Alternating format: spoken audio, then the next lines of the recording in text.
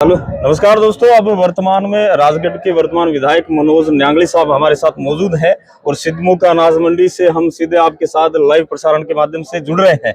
वर्तमान में किस प्रकार की धांधली हुई और किस प्रकार की कार्रवाई वर्तमान विधायक महोदय कर रहे हैं, तमाम जानकारी इनसे लेने की कोशिश करेंगे। देखिए, मामला उजागर कैसे हुआ, क्योंकि तारानगर मंडी को लगातार हम कवर कर रहे थे मीडिया के माध्यम से। तमाम जो भ्रष्टाचार उजागर हुए और उन पर लगाम लगी। वर्तमान में सिद्धमुख में तो अड़ंगाई फैल कर दिया, क्योंकि जो भ्रष्टाचार सामने आया उससे तो हम भी चौंक गए कि इतनी तुलाई और इतने ऊपर पैसे लिए जा सकते हैं। किस प्रकार की कार्रवाई आप वर्तमान में कर रहे हैं? देखिए, ये भ्रष्टाचार का जो आलम है, जो तारानगर वाली आप बात कर रहे हैं, उसको भी दिशा की मीटिंग थी, उसने हमने 23 तारीख को आपके डीआर जो होता है उसके सामने इस बात को भी हमने रखा था। जी। और आज भी ये किसान के साथ जो तुलाई में जो गड़बड़ हो रहा है, 40 रुपए इनके साथ पर्ची के नाम से, तुलाने के नाम से लिए जा रहे हैं। और उसके अलावा इनके लपका गैंग जो इन्होंने तैयार कर रखी है, वो लपका गैंग सब मिलकर के लूट के खा रहे हैं। अभी आपको हमारे वो हरदीप जी आपको सुना रहे थे रिकॉर्डिंग, जो हमारे यहाँ का चेयरमैन है क्रय विक्रय सहकारी समिति का, और वो इकबाल जो है जिसका नाम हम ले रहे हैं वो ठेकेदार है। और लेकिन 15 साल से जो चेयरमैन और जो पैसे की 35 लाख की देने की जो बात कर रहा है, वो पिछली बार या मूंग तुलाई का उनकी तरफ से एक वो करता धरता था जो पैसे कमाए। इसलिए इस तरीके से बंटवारा करते करते उनको लंबे समय हो गया। और मैं किसान अमर सिंह को धन्यवाद देना चाहता हूँ कि उसने इस बात को पकड़ा और हम सब लोगों के बीच में रखा। निश्चित रूप से किसान के साथ न्याय होगा और ये चोर से मुक्ति मिलेगी। ऐसी लड़ाई हम आखिरी दम तक लड़ेंगे। भाई, लड़ाई की बात करें तो वर्तमान में जिस प्रकार की धांधली हुई है, भाई आपके अपोजिट पूर्व विधायक महोदय भी मौजूद है, कटाक्ष भी कर रही थी, तो वो मामला किस प्रकार से मतलब सुलह होगा कि भाई, क्योंकि एक मंच पर आपको एक होना पड़ेगा, लेकिन कटाक्ष और वाद विवाद की जो रणनीति है वो हमें देखने को मिल रही है। वो रणनीति हमें लड़ाई किसान की लड़नी है। बिल्कुल, हम राजनीतिक मंच पर अगर कहीं लड़ाई लड़ेंगे तो मेरे पास राजनीतिक मंच है, मैं खुले मन से इनका विरोध करने की मेरे पास ताकत है और मैं जवाब दूंगा इन सब बातों का। लेकिन ये कल मेरी अनुपस्थिति में अगर कोई राजनीतिक बात कर रहा है तो इसलिए मुझे कहना पड़ा कि मैं ये राजनीति का उपयोग नहीं करूंगा यहाँ मंच का, लेकिन इनका जवाब उचित समय पर निश्चित रूप से दूंगा। क्या बात, इसलिए वाद विवाद का कोई इश्यू नहीं, किसान की लड़ाई। मैंने अगर मैं विवाद करता तो मैं कल की सारी बातों का जवाब इसी मंच से देता, लेकिन मैंने स्पष्ट शब्दों में कहा कल की जो बात हुई वो राजनीतिक रूप से हुई, जो नहीं होनी चाहिए थी। लेकिन इस किसान आंदोलन में उस मंच पर जवाब नहीं दूंगा। राजनीतिक मंच होंगे उस दिन इनकी सारी उधेड़ के रखूंगा कि तुम क्या क्या करते हो। और वही परंपरा, ये लपका गैंग पैदा करने का काम किया तो इन लोगों ने किया। अच्छा, देखिए, सिद्धमुख थाना प्रभारी भी यहाँ पर नहीं आ रहे हैं।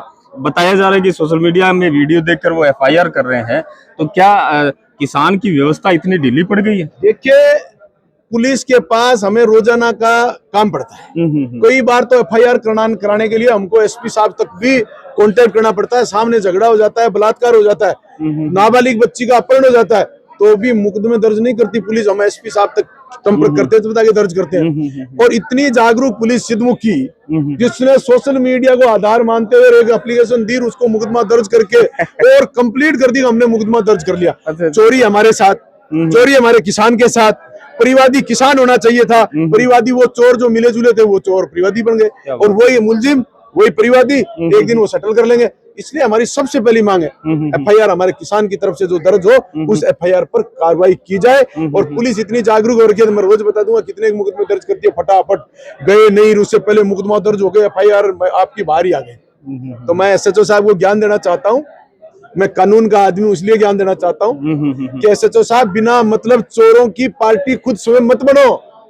चोर की करने वाले क्रय विक्रय सहकारी समिति के लोग हैं, उनके चापलूस लोग हैं, उनकी लपका गैंग के लोग हैं, उनके दलाल हैं। और बिना मतलब थानेदार पार्टी बन के खड़ा हो गया, ये थानेदार के लिए काम की बात नहीं है। थानेदार का काम है FIR दर्ज करो, जांच में जो होगा आगे देखा जाएगा। देखिए, वर्तमान की बात करें तो आपके ऊपर बहुत बार टिप्पणियां हुई है कि ये तो मतलब बीजेपी के पक्षधर हैं, लेकिन इस मामले को देखते हुए कितने टाइम तक आप यहाँ डटे रहेंगे और ये मामला सुलह करके ही जाएंगे? देखिए, मैं आज तक है ना स्पष्ट तरीके से मैं किसका पक्षधर हूँ, कहाँ पक्षधर हूँ, ऐसी टिप्पणियां होती रही है। मैं कहाँ पक्षधर हूँ इस बात से मेरे कोई फर्क नहीं पड़ता, लेकिन राजगढ़ की जनता के किसी का पसीना टपकेगा, मनोज न्यांगली उसके लिए खून की बूंद देने के लिए निश्चित रूप से पहुंचा। क्या बात है। ये लड़ाई हमारी है ही नहीं राजनीति, और राजनीति अगर कोई पार्टियों की टिप्पणी यहाँ बात करते हैं ना, तो यहाँ तो वो लोग हैं जो 40-40 साल तक आमने सामने लड़े रहे, उनके सामने घुटने टेक दिए, उनके सामने जाके नाक रगड़ दी। सब कोई इश्यू नहीं है, ऐसे नाक रगड़ने वालों की मैं बात नहीं करना चाहता। मैं कहीं गया, जी जी, काले पानी वो कह रहे थे महाराष्ट्र गया, कम से कम मेरी हिम्मत है ना, मैं महाराष्ट्र जाके मुख्यमंत्री के पास जाके मिल रहा हूँ, तो फिर कहाँ फर्क पड़ गया। कम से कम एक मुख्यमंत्री जी जी, नया बना हुआ था, उसे मैं मिल गया जाके यहाँ से काला पानी।